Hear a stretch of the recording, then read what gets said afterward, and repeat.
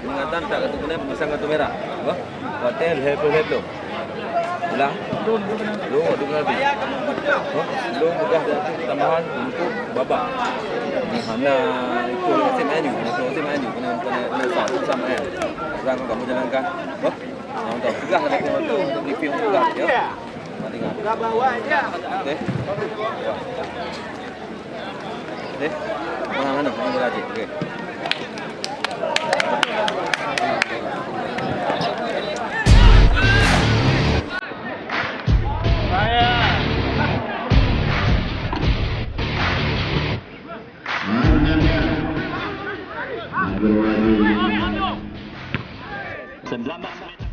Open turnamen dalam rangka HUT Pemuda Mautulang pada hari Minggu 13 Februari 2022.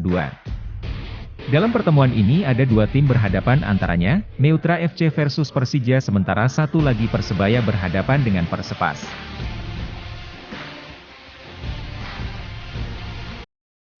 Dalam laga itu tim Metra sebagai tuan rumah, melawan Persija Pasijaneng.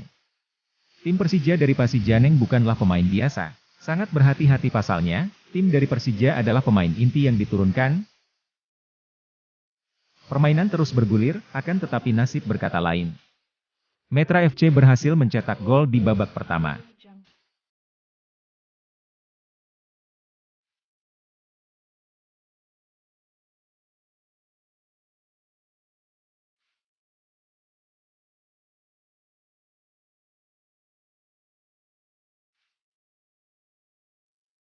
Skor 1-0 itu terus berlanjut, hingga babak kedua. Permainan kedua belah pihak terus bersemangat. Walau hujan menerjang, begitu juga dan penonton begitu antusias. Akhir permainan antara Metra FC versus Persija dengan skor 1-0. Permainan dimenangkan oleh Metra FC. Sementara dari tim Persebaya Baropaya dan Persepas Pasi Kumbang permainan seimbang.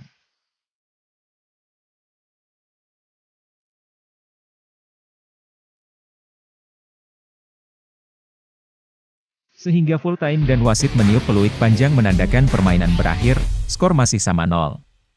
Dan akhirnya sipak penalti.